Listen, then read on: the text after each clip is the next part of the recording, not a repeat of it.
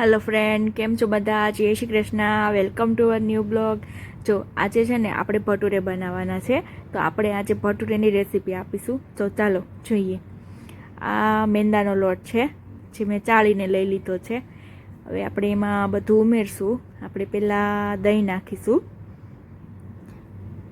ખાટું દહીં હોય એનાથી લોટ સરસ બંધાય છે. હવે એમાં મીઠું નાખીશું. મીઠું આપણે જેમ જોઈએ એમ જ નાખીશું, સ્વાદ અનુસાર.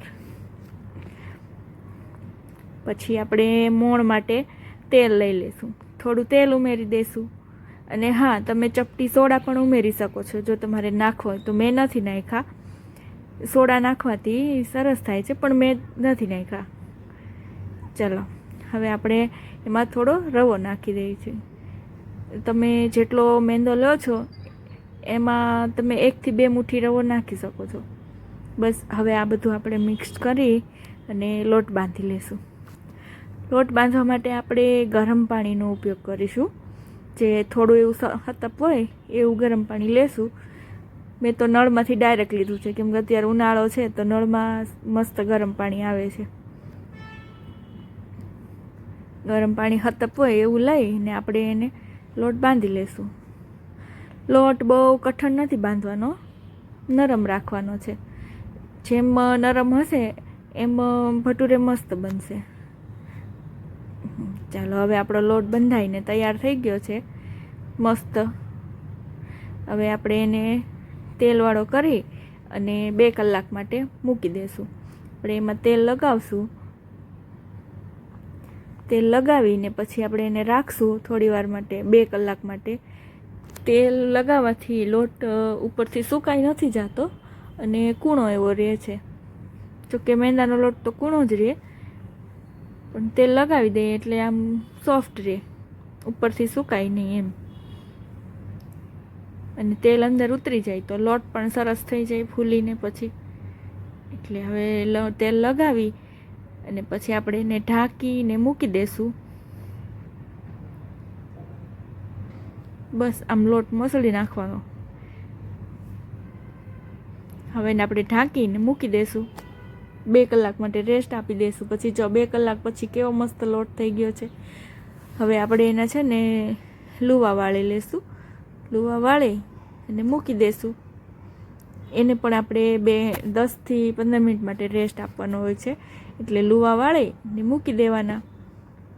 બધા જ લોટના આવી રીતે એક સરખા નાના નાના લુવા વાળી લેવાના છે. લુવા વાળીને પછી એને પણ તેલ લગાવી અને 10-15 મિનિટ માટે રેસ્ટ આપી દેવાનું છે. જો આપણા બધા લુવા બની ગયા છે, ચાલો આપણે એને બધાને તેલ લગાવી દઈએ. તેલ લગાવીને પછી રેસ્ટ આપવાનો 10 મિનિટ માટે.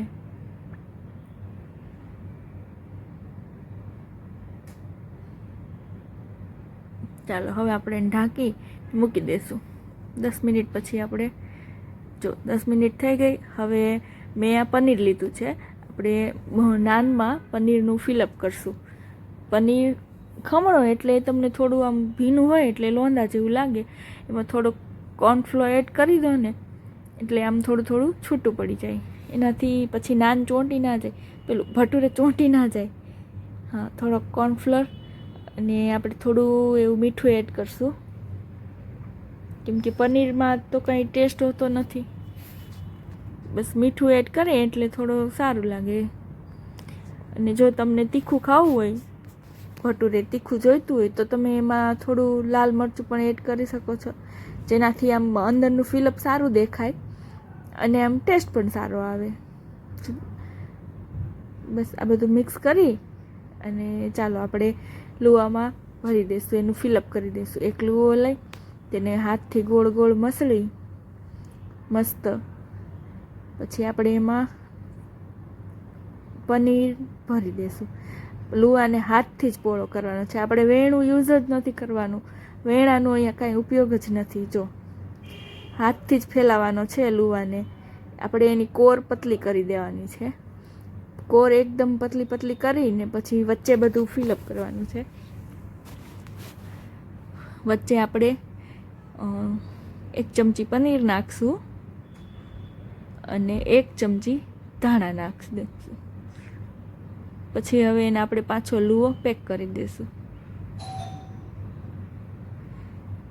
થઈ ગયું પેક.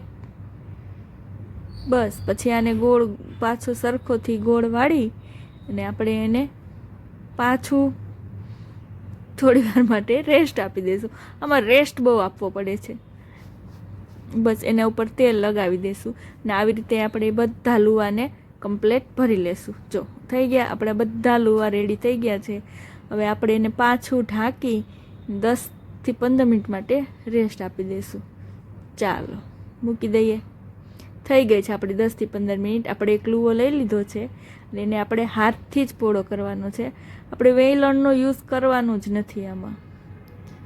હા બસ આમ હાથથી પોળો કરી દેવાનો અને ફૂલ તેલ આવી જાય પછી જ લુવાને એમાં નાખવાનું છે, ભટુરેને એમાં નાખવાનું છે. બસ જો આ થઈ ગયું આપણું ભટુરે રેડી. આમાં વેલણનો ઉપયોગ કરવાનો જ નથી આવતો. મસ્ત ભટુરે તળાઈને તૈયાર થઈ જાય છે. જો થઈ ગયા ને સરસ ભટુરે. બસ ગરમા ગરમ ભટુરે ગરમા ગરમ છોલે સાથે સર્વ કરી દેવાના. ખાવાની મજા જ આવ્યા કરે. પનીરનું ફિલઅપ હોય એટલે છોકરાઓને પણ મજા આવે ખાવાની. ચાલો જો આપણું ભટુરે તૈયાર થઈ મસ્ત રેડી થઈ ગયું છે. ચાલો હવે આપણે એને સર્વ કરી દઈશું.